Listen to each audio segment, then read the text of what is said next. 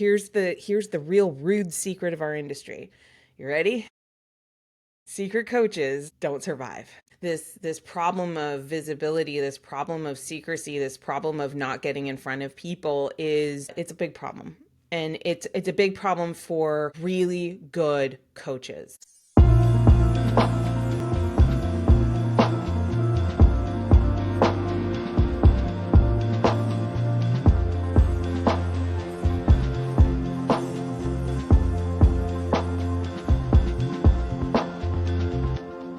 Well, good morning, hello, good evening, good afternoon, and good night. Amanda here for your weekly Coaches Plaza training. My goodness, I'm here live with you, and we are broadcasting with our Clients Over Chaos communities. Today, we're tackling the number one thing that most coaches actually struggle with. And I'm so excited about this one thing because when I started to really figure it out, my life literally changed so fast. So, we're going to talk about how do you create content that doesn't just exist. It's not just another thing to do. It's not just like something that you have to do. It's actually something that will build relationships and pull people closer to help you to show up in like the best possible way. My glasses are filthy because they've been sitting around because I took a whole week off last week. So welcome back if you missed me. Hello, good morning. I'm glad that you're here. Okay, so let's talk about this content thing. Most coaches focus on the frequency of posting, like whether they're posting weekly or even daily, or whether they're doing it as a video or whether they're doing it as a blog, they're worried about their consistency. And I want to free you of that today because yes, of course, showing up is super important. I don't think you could really make it through one of my trainings without me reminding you of how important it is to time block and to show up for your business. But truly, like, I want to address that big issue which people have is that their content is sporadic because they're not in love with it. They don't like it. And this is the biggest shift that I made. So when it comes to content, and look, there's lots of us fancy marketers out there. I consider myself a bit of a marketer.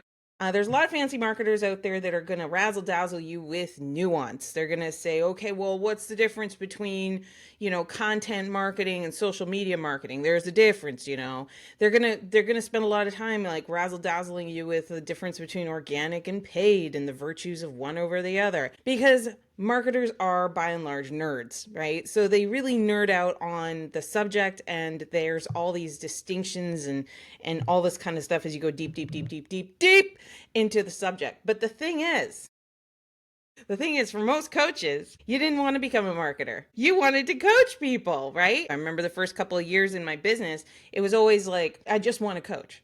It was like this chorus that I kept singing. I just want to coach, right? Because that was actually my favorite thing, was the coaching. Yes. Okay, cool. Yes. Okay, so let's talk about what happens when you show up, with half heart. The reason you're not frequent with your posting, or the reason you're struggling with the consistency of your posting, is, like I said, you don't like what you're posting. If you liked what you were creating, or if at the very least, you were curious about the response people would have to what you were creating, you would put it out there enthusiastically with prejudice. Like you would really do the thing. You would move past this obstacle that you keep encountering. And the thing is like, I do post a lot now. I'm like 8 years in. I post a lot now. But also, in addition to my experience of posting for, a long time, is technology's evolved. And what's been really interesting to me, and like genuinely so super fascinating, is we have tools now that make content creation such an actual literal no-brainer. Like, you don't actually have to use your brain much to start to create some content. And yet people really struggle with that. Have you noticed this? Shout a big B in the chat if you've noticed the same thing, where it's like, although clearly the technology supports content creation en masse, most people still aren't doing it. Right? Like, they're not even getting started. And I want to tell you why. It's because your brain is actually stopping you from creating. Your brain is stopping you from picking up the pen.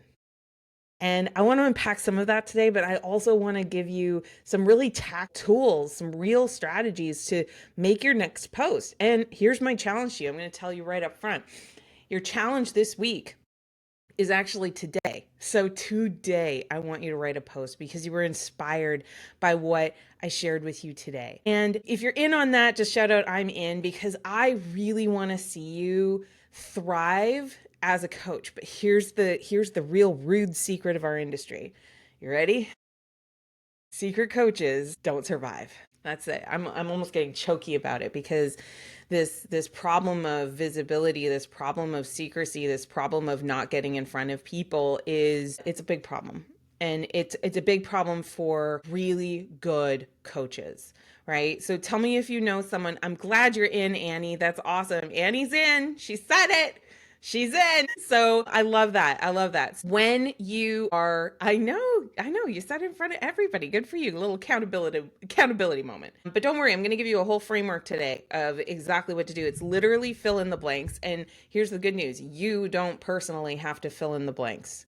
You can use voice technology with AI for free or cheap to do this, right? And so let's unpack this visibility, the secrecy thing. It's killing the coaching industry. I wanted to know, do you have a friend who you know for a fact they're so committed to being a great coach, and they've maybe gotten a great certification, they've got incredible life, stories and skills. They are a human of heart. Like, that they've got this incredible heart of service and a desire for impact, selfless, possibly even to a fault. Do you have that friend and they're also keeping it a dang secret? Right? Shout out, I do. I have some friends that I'm like, for goodness sake, like, I literally want to shake them. And I've told this to their face. But I literally want to shake them because I'm like, you're so good. And in some ways, this friendship, these friends that I'm thinking about, oh gosh, it's Monday and I had a week off, so I'm a little bit fired up. I'm just going to tell you the truth. They're being selfish. They're being selfish because they're being self-conscious, right? A lot of people think that they've got to be so confident to post content. I thought the same thing. I thought that I had to be this version of me that was just like so freaking cool and so awesome and so this and so that. And it was just awful because I wasn't really being me. And to be honest with you, I'm going to be so honest on a damn Monday. I wasn't sure I really even liked myself that much. I was still really self-obsessed in the ego. I was still like, Amanda, you're not good enough. You're not thin enough. You're not pretty enough. You got these weird traits, these weird quirks. But I was just visiting one of my dear friends on the weekend. And she's one of those people that has like the reminder sayings all over her decor. You know what I'm saying? Like she's got a mug for everything. She's got all the picture frames on everything. It's just everywhere, right? And in one of the bathrooms, she has this great sign, and it says that your weirdness is a sign of your awesome. Your weirdness is a sign of your awesome. And I thought about this, it's so funny because like I'll see these little inspirations and then I'll just like get super introspective about it. But it's actually so true. Like, the most interesting things about me are so weird. I tell people that I grew up in the Arctic of Canada in the smallest town ever, 2 days drive down a gravel highway from McDonald's. And people are like, what? Right? And I hid that for the longest time because I was like, that's so weird. It's just kind of like, it's a weird, unrelatable thing that like people don't really get, but they relate to not being near a McDonald's. They relate to the small townness. They relate to kind of feeling like you've grown up far away from places, right? It's kind of weird. Another weird thing is that I'm totally obsessed with debate and rhetoric and persuasion. And I have been since I was like knee high to a grasshopper. My mom was convinced I was going to be a lawyer. That didn't really pan out. Just being able to see both sides to different coins, being able to formulate and articulate arguments. Oh, love that. That's like one of my favorite things. And I kept it to myself for the longest time because I was like, well, no one likes an arguer, right? No one wants to start shit. No one wants to get into it. So wrong. So wrong. Do you know how many people want to get into it? Everybody wants to get into it. right? I was so wrong about that because it turns out like that weird thing, that obsession that I had, same thing with math. For the longest time, I really hid the fact that I freaking love a spreadsheet. My kids tease me about this. Anytime I have a new idea or somebody is coming to me with like a decision, my kids will say to me, Mom, time for a spreadsheet. Isn't that so funny?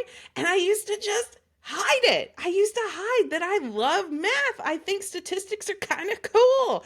I think it's amazing what you can predict when you understand how math works, right? So, again, when you let your weird shine, when you let your awesome shine, those are the things that people find charming.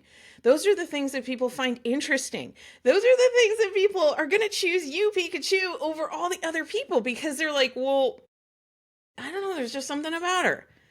I don't, for the longest time, people would tell me that they chose me because I always ask my clients, right? I'm like, why'd you pick me? There's all these gurus out there. There's like all these other coaches, all these other options. Do you mind if I just selfishly ask, why'd you pick me? And you want to know what the number one thing they've said over the years is? And again, this is something I tried to tamp down. This is something that I was like, oh, don't show that, right? It's my energy. It's my energy. But again, it was just this thing that, because I get bounced off the walls really excited about stuff, right? I'm like T.I. double gutter, Tigger from Winnie the Pooh. I'm just like, whoa, that is the most interesting thing. And I get into that over really small deal stuff. And it's an engagement thing. Like I get really engaged with stuff and I get very activated by understanding. I love learning new things. Like I get so freaking jazzed about that. And I used to tamp it down. I used to hide it because most people don't. Even when I was 6 years old, people would be like, you're using such big words, right? And they would hate it and they would bully me for it because here's the thing, and this is one reason why a lot of coaches try to do the secret coach strategy. Again, secret coaches don't survive. But the reason why is because you have all these traumas and these memories from the past of when people judged you for being kind of weird. And when people judged you for being kind of interested in something, they didn't understand why you would be interested in it, so they decided to condemn it. Or tease or call you names or even just seed lots and lots of doubt, right? Like they just wanted to seed all the doubt. I remember when I wanted to become an entrepreneur, all my non-entrepreneur friends were like, are you sure? Because it was just so different than what they wanted to do, right? And to them, what I wanted to do was really scary, but I saw the writing on the wall, and this is the writing I saw. And there's a big lesson in content here, so here it comes. The writing on the wall that I saw is that I could be fired at any time for any reason, that me being a good little girl in school and in corporate was going to increase the chances that I would get chosen, probably, but it didn't eliminate the possibility that a company could get acquired, that a role could be eliminated, that a strategic direction could change, right? Like there were all these other factors that are well beyond my control that I realized I'm like, oh my God, I have no skills. I don't have any network. I don't know how to sell. I don't know how to market. I don't have relationships with a bunch of other companies because I didn't want to be disloyal. I had like all this stuff and this realization, this thinking, I'm like, oh my God, this is not the safer option. The job was not the safer option, right? And like, you tell me, do you see this? Do you see that it's actually safer to skill up in relationship building? It's safer to skill up in being able to research the market and sell something that people actually want. It's safer to build the skills of ownership versus followership, right? Now you got to follow to learn. I get that. I totally get that. I still follow lots of people, but I also needed to own if I wanted to have more of a sense of security and agency in my life, AKA freedom, right? So now here's what I'm doing on today's live. I'm just telling you true things. And here's how I selected the true things to tell you. We're going to go through a 5-part formula here, okay? But the true things that I've decided to tell you are things that I'm pretty sure you would want to know, right? Because here's what I know about you. I'm going to get a little creepy if that's okay, right? But here's what I suspect about you. I think you really want to do a good job as a coach, right? And as an expert and as an entrepreneur. I think you want to help people, right? If I've got that right, shout a 1. right? You really, really want to help. Yeah, it is October. Let's go, right? Let's be creepy. It's October. I love it. That's so good. So, the other thing I think I know about you is you know what it's like to work in a job that feels thankless, that feels like you're not being appreciated, that your true genius gifts, especially when it comes to people development, and growth, are not appreciated in the current format. Like you feel actually constrained by your current path, right? So shout out too if I'm like, nailed it, right? Number three, you're probably getting marketed to like crazy by incompetent people. Okay. Hopefully you're not putting me in that group, but you're probably getting like DM after DM after DM from people who are like, I can save you. I can fix it. I can do it. And you're like looking at them and you're like, bro, you're emailing me from a Gmail address, right? Bro, this profile has been around for 3 days, right? Bro, thank you for the compliment. Not shopping, right? And you're probably getting crazy irritated. Like just today, I've gotten probably 7 different messages, like already. I get somewhere between 50 to 100 daily. It's nuts, right? So, you probably are so super sick of that. But at the same time, you probably know that you need more help, right? You need more support system around you because the truth is that if you had everything you needed, you would already be where you wanted to be, right? So we've kind of got several problems. We've got the noise, we've got the doubt, we've got the desire for appreciation and validation, and it's a small matter of number 5. You probably have income goals and targets and things that you want to continue to pay for, right? I still have the minivan that I had when I started this business. Like, and I remember just completely freaking out about whether I was going to make the minivan payment, right? And I'm so proud of my minivan. My minivan's gotten many different miles and I paid it off, and along with everything else, I retired my husband, my kids get to do correspondence learning and all of that kind of thing, and I haven't killed myself. Right? There's all these stories about grind, and there's all these stories about like, oh, you've got to work the 5 to 9, the 9 to 5, the 5 to 9, like, right? Like you've got to be working all the time or else you don't deserve success. And I just think that that is super toxic messaging and it promotes being stupid. Whoa. Okay. So, but did I do good on number 5 of like, you want to have an impact and everything, but you also face the realities of modern like living life and responsibilities and stuff, right? So I know all of these things. And so when I go to share content, whether it's turning on my camera to go live, whether it's writing a Facebook post, Facebook's my primo location for content, by the way. If you just like really want to follow me there, make sure that you're on my Facebook. And if you really love it, definitely become a subscriber because I do exclusive content there that you can't get anywhere else, and it's $1 a month. So very, very affordable. But let's talk about the choices that I'm making around the stories that I tell. I'm telling stories that are personal in the sense that I have personal experience with it. I've personally researched this information. I've personally gathered data. I've personally considered and processed. So it's all personal. However, it is in service always. It's in service always because of those 5 points I just laid out for you. And there's more. Because of those 5 points I just laid out for you, I know which of my stories, which of my areas of interest, which of the experiences that I've had or read about or considered, I know which of those are the most relevant to you. And so I select from those. Now, I wanted to teach you a really quick concept, and then I'm going to give you a framework for the 5 essential elements of any post, okay? And we're gonna do this, and this actually like downloaded to me just before we went live, so be nice if it sucks. Just kidding, it's gonna be great. One of the biggest barriers right now to content creation, just sort of in general, I work with a lot of established entrepreneurs as well as new entrepreneurs on the matter of visibility and on the matter of like, how do I consistently show up in a way that is awesome. And I'm getting a lot of people asking me about my podcast. So, by the way, if you are interested in how I run my podcast and how I'm growing my Instagram audience basically on autopilot, my TikTok, same thing, through podcasting, let me know if that's interesting. But people are so interested in like the tactics. So they're like, what kind of podcast should I do? Should I have a YouTube? Where should I post? How often should I post? What time should I post? What are the categories of things that I should post?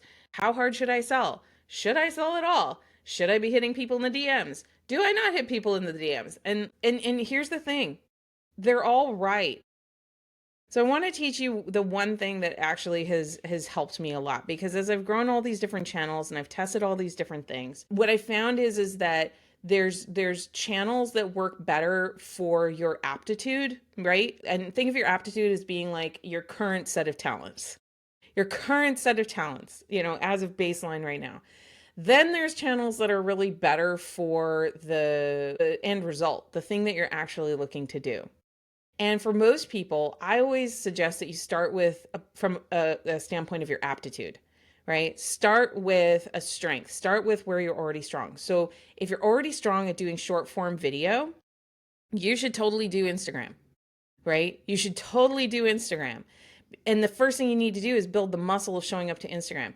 Now, if you're like, not so much. I don't do video editing. I don't do video composition. I don't do storytelling. I don't do all of these many micro skills that make short form video really, really work. Then my next suggestion to you would actually be LinkedIn, right? Maybe you're a great writer, but you're still very technical and you are very professionally sounding. Okay, great. LinkedIn could be a place for you because that's where people like to, you know, pretend they're working. And so that could be a place that you grow. Same with Substack, right? So what's great about those ones is that you can work on your long form narrative. Now here's the real risk of those ones is what if you're writing long form content no one gives a toot about? Channel being like whether it's Substack, like what have you. I always recommend that people start with Facebook. And a lot of people, because of their preferences, they're all like, oh, I don't like Facebook because I don't like Mark Zuckerberg and I don't like Meta and I don't like that they're taking over the world. And, like there's all these preferences that really come up. And I get it, right? I do. I honestly really do. I understand the macro social concerns around AI, privacy, data, where's the world going to. I 1,000,000% do understand those existential and very real considerations. And, right? You're in a world that is prioritizing that format for attention. You're in a world where people are not getting together in person the way that they used to, but they are spending more and more and more time on these social media channels. And, another big objection that I had for sure, and I hear a lot is like, well, like the content on these platforms is so trashy, right? It's just not good. And there's all this judgment about the content. And here's my answer to that one. Change it, right? There's two ways you can be. You can be a giant consumer and complainer who is scrolling endlessly, feeling tremendously dissatisfied by what you're actually consuming and complain about it endlessly, wasting both oxygen and dopamine, right? Like you can do that. The other option is to accept your role as a creator. And as a creator, do something different. If you hate the trash, then don't publish trash. If you don't like political conversations, for heaven's sake, stop engaging with them, right? Like literally stop. Just actually don't, right? Let yourself have boundaries around what you consume and most importantly, what you create. People don't even realize, but just using social media is building your brand. Is building your brand. Why? Because are you a passive user of social media where you just watch and follow everybody else and you leave helpful comments on your favorite guru?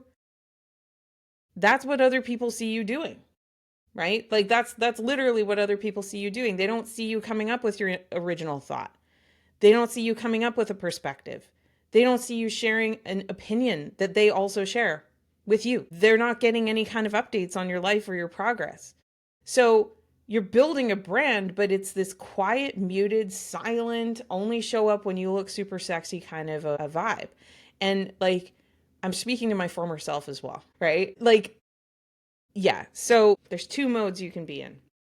You can be a consumer and you're actually a consumer right now. And congratulations on choosing some high value, nummy num content. So, but you are consuming. Let's not make a mistake about that. You're pulling it in. It's for you. Okay. What's the difference between consumption and creation? Well, actually, there's a distinction here because I used to say creation is anything that you publish, it's anything that you push out there. But now I'm older and wiser and I've seen a whole lot more content. It's not enough to just publish your content. It's, are you creating connection with an audience over your content? Are you producing something that is designed to be interacted with and to be reacted to, right? It's designed to do that.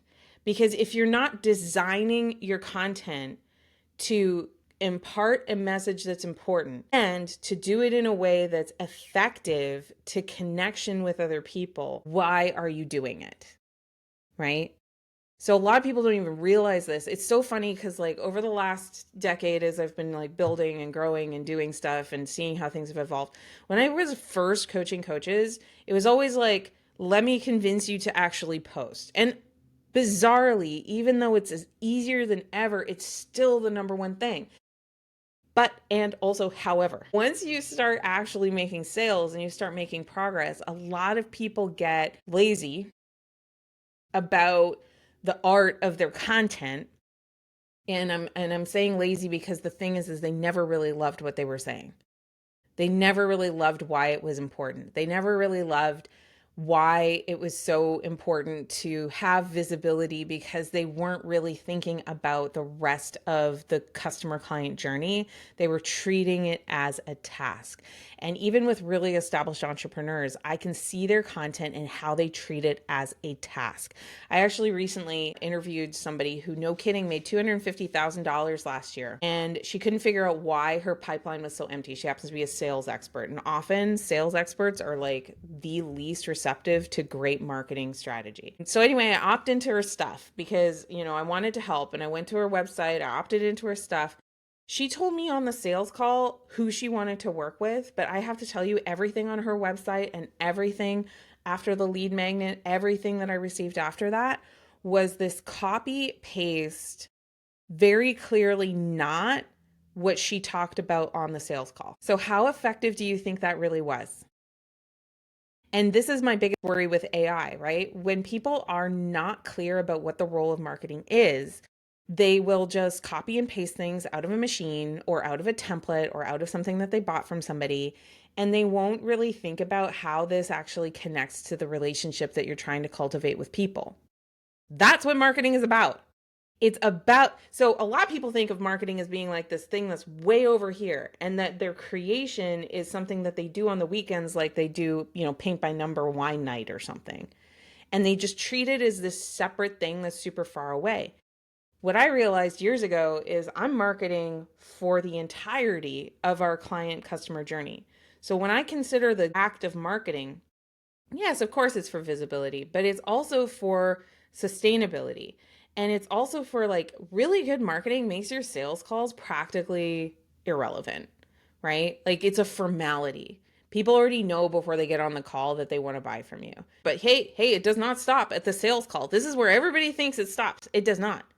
It continues into, well, what is the offer that you're making in exchange, right? Are you making an offer that somebody's like, dang, I want that offer, right? Or are you making an offer that's like super risky to the customer, that is like really expensive and they can't really afford it and they're not sure you're going to show up, and it's like all this spammy scary stuff that we talked about on number 3, that I saw so many 3s of you getting spammed and pitched and spammed, right? Like, are you making that kind of an offer, or are you making something that is so perfectly keyed in to exactly what the person who's listening to you needs to have right now, that it is a logical extension to step into the program? But boy, oh boy, marketing does not stop there. I thought marketing stopped there. I was like, yeah, okay, cool. I got him in the program. Woohoo! Guess what? Marketing keeps going, right? Why? Because you basically have to sell your person to keep showing up to the program. You got to sell your person that they can make it past the initial commitment. You got to sell your person that that they are going to succeed and continue. And when you do this extremely well, not only will they do a better job in your programs, not only will they be more receptive to you in your coaching, not only will they have an amazing transformative experience because you know how to activate your showmanship and you know how to activate the conversation they want to have so that they are going to do what they said they want to do, but they're more likely to renew, they're more likely to refer, and they're more likely to give you valuable feedback to make your programs even more awesome.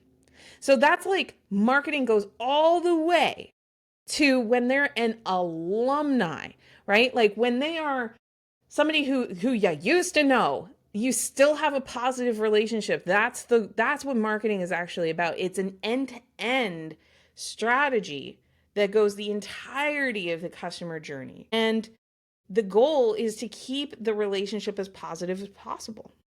That's the whole goal. We're just pouring into relationship. When I finally decoded this and understood this, first of all, I made a lot more money a heck lot faster. But secondly, my programs became a lot better. So my clients got better results, right? And it was just like a win, win, win, win, win. So let's walk through the framework. Anytime you're working through content, 80% of it has to go to the hook. So what's a hook? The hook is how you grab attention at the beginning of any kind of content. So it could be, on Facebook right now, something that's working super well is just a hook, right? So just a hook. It's like a single sentence, okay? So it's what stops the scroll. It makes them notice. It makes them go, wait, there's more. It opens the loop of curiosity. With no hook, there's no rest of the message. The rest of what you do literally won't matter because they won't read it and they won't see it because you didn't stop the scroll. So hooks are, yes, the words, but it's also the visual. So how are you using a picture or an image to stop the scroll, right? What questions does the image evoke and raise? The second thing that coaching content in particular needs to have is you need to be solving problems. So I love this. I got this from one of my coaches a few years ago. He says, if you've decided to become an entrepreneur, congratulations, you've decided to become a professional problem solver. And I was like, I thought about that and I was like, ooh, that's like double for a coach, right? Because you're literally looking for people who are looking for that problem of appropriate magnitude, as I teach in the First 5 Club and the Experts Network, that problem of appropriate magnitude that people are going to pay for and people are going to want support on, right? You are literally a professional problem solver, right? So shout out P in the chat. If you see how important it is to name the real pain point your audience is facing using their words. So earlier in today's presentation, I was talking about how I was selecting my stories and selecting what I was telling you in regard to mindset based on those 5 different areas that I really know are true for you. And you know why I know they're true? I have the data to prove it. I have a lot of data. I have a lot of conversations that I have had with coaches, particularly qualified, certified, capable of building a business coaches. And I hear the same problems over and over and over and over and over and over and over and over and over and over and over again. So the reason I can rhyme it off so quickly is because I have all that data and I was able to pull in the patterns. If you're like, I'm new, Amanda, I'm trying a new niche, Amanda, I don't know what the problem is, Amanda, then you need to sign up for the Coaches Experts Network and you need to do our Level Up Academy because I show you exactly how to do the research for the very first time and answer that question in a data-driven way. So if you want to join in the Experts Network or hear more about it, it is surprisingly affordable and also incredibly amazing. You should definitely say expert in the chat and then I'll follow up with you to set up a quick call to make sure it's a great fit. Okay. So first was the hook. Next was the problem. You've got to solve a problem in your content. Otherwise, what are you even doing? The third thing is you need to offer a shift. Okay, so this is where there's some serious magic in content. And like when I figured this one out, I was like, woo-wee, my content went from being, pontificating. So I was saying there's 2 ways. You can consume or you can create. Creation is not for me. It's for you, right? Say it's for them if you get it, right? It's for you.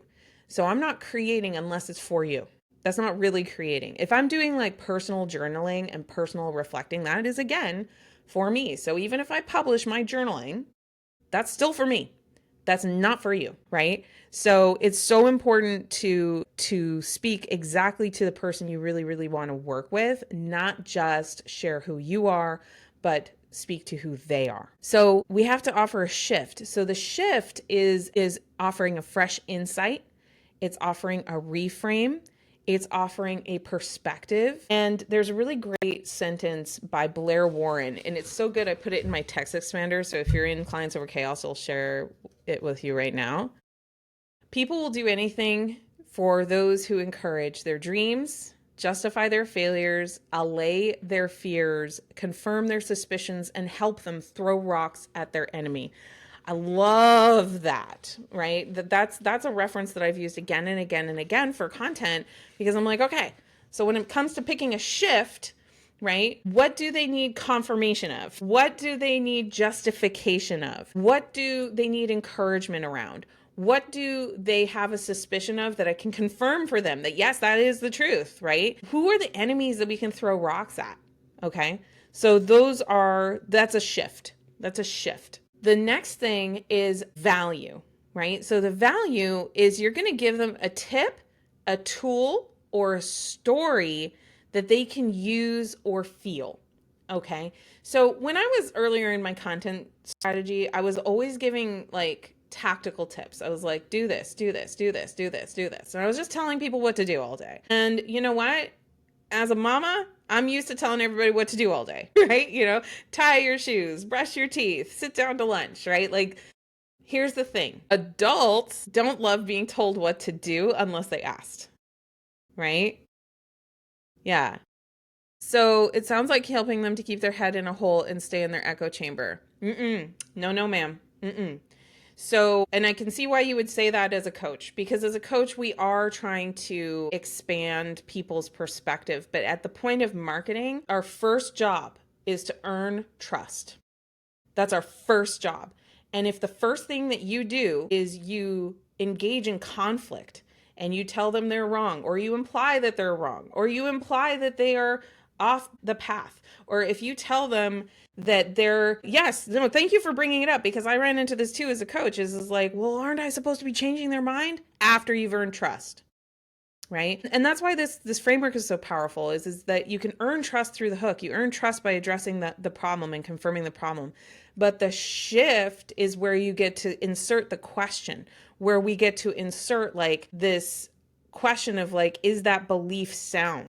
Does that belief actually serve you? Is there another way to look at this?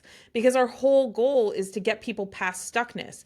But no one's going to believe you if they think that you're talking about something that doesn't relate to them. So glad you brought that up. We need to relate first, and then we get the permission to shift. Okay.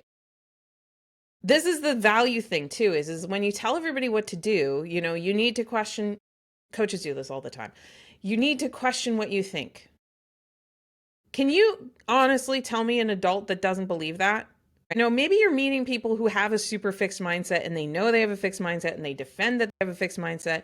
But most people I know, most people that would engage in a conversation with a coach or even notice a coach are probably growth oriented.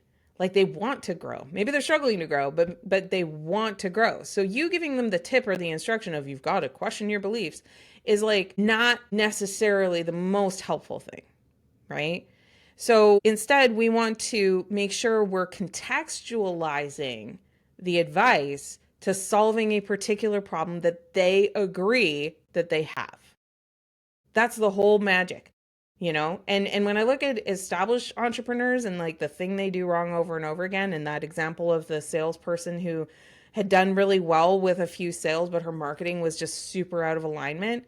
It was out of alignment because she was telling people what to do, giving tips, giving tools, but she wasn't anchoring in to the problem that the prospect would agree that they have, that they want to fix, that they have capacity to focus on right now, and that they want her help with, right? Those 4 things have to be there. Okay, now here's the last piece. Oftentimes people will get this far, right? They'll get the hook, they'll get the problem, they'll describe the shift, they'll even give value.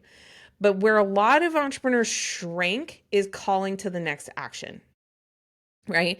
So that next action could be for a conversation. That's a big ask on social media in 2025.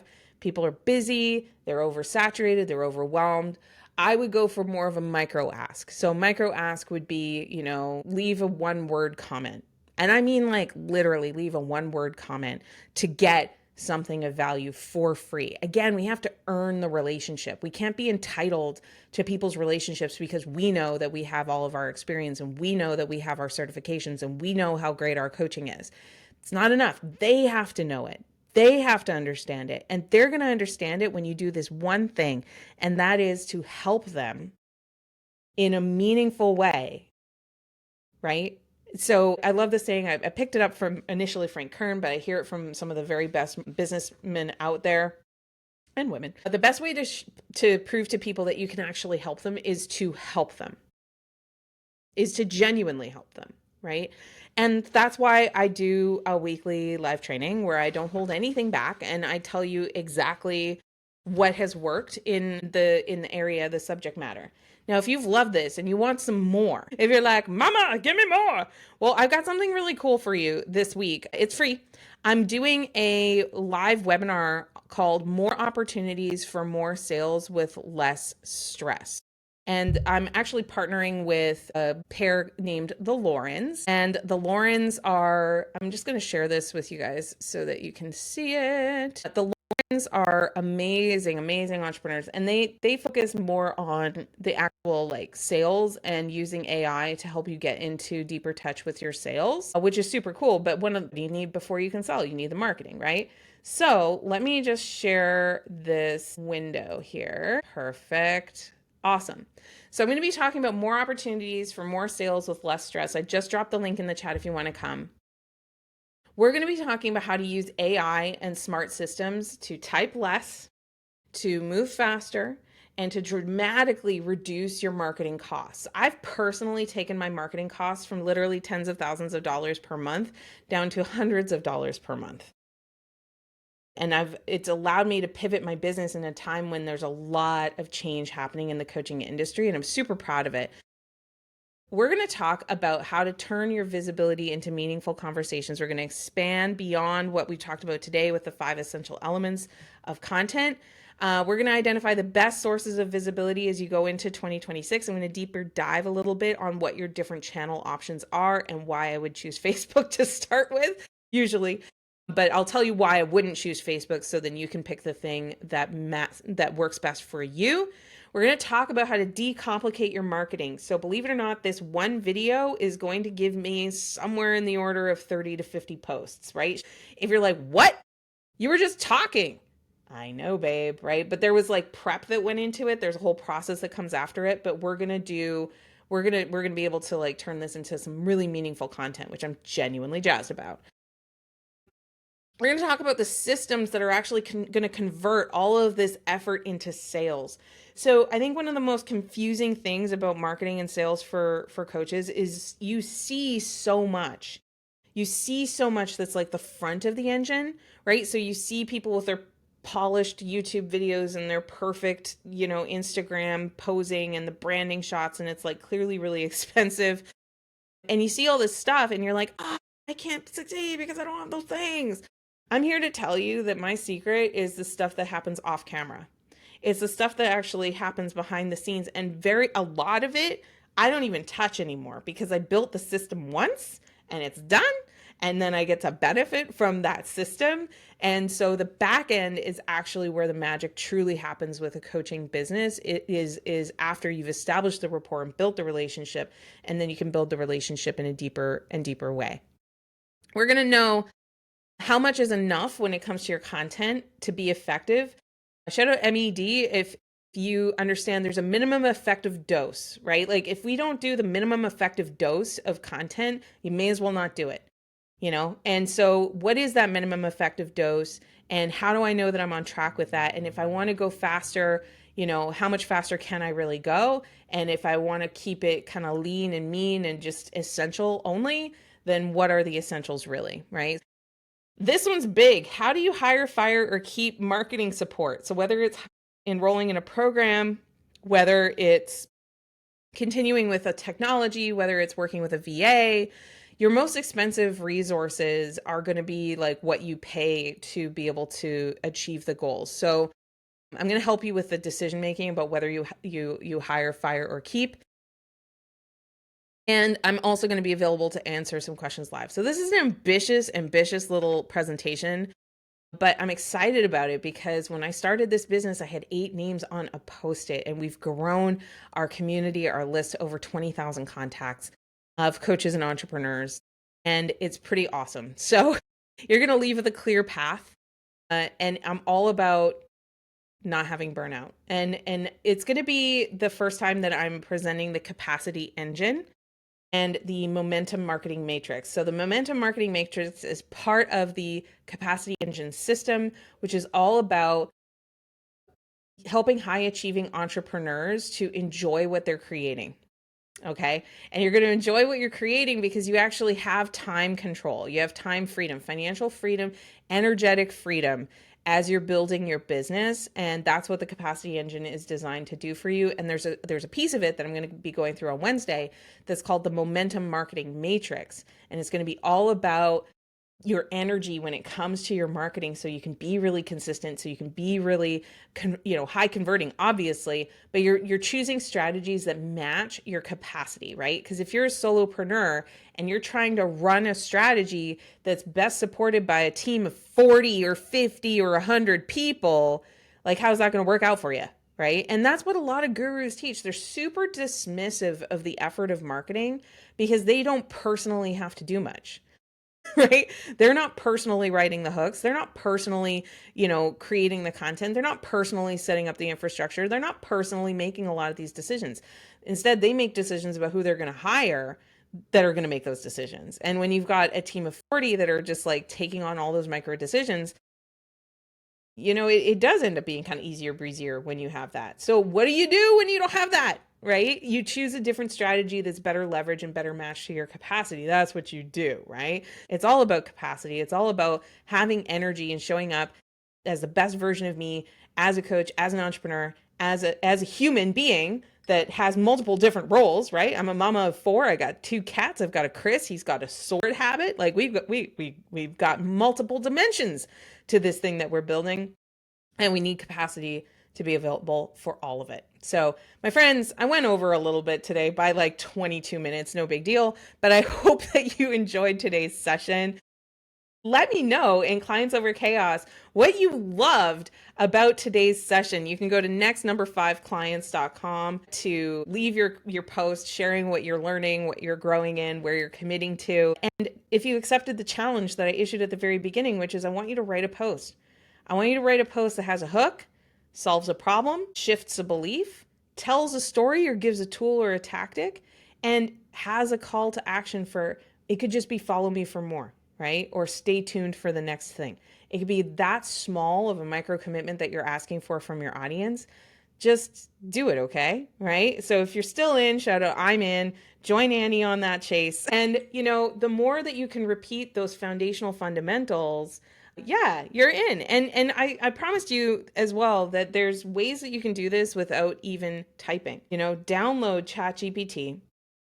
If you don't have a ChatGPT Pro for $20, oh my God, that is the best $20 you're ever going to spend. I swear it's like such a no-brainer $20. And then use the voice to text feature to tell it what you want to do. Take your notes from today's session and then say, hey, you're an expert social media content copywriter. My challenge for my coach today was to write a post that includes the 5 things, right? And I want it to be on the subject of blank, and I'm speaking to this particular person. So describe your person, write me a post. And here's the crazy thing. You do all that, voice to text. You don't even have to type it with your fingers, right? I know I'm not helping you with burning calories, but I'm telling you, it's so easy.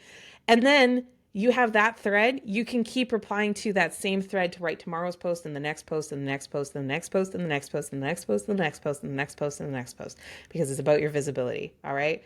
So Annie's still in. Is anybody still in? Is anybody else still in? You're going to write your post today? Just one, right? Claim your space. Secret coaches don't survive.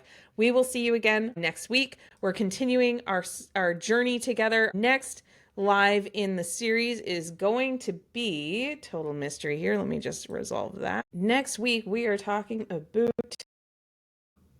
I was just in Canada, so I've got my back.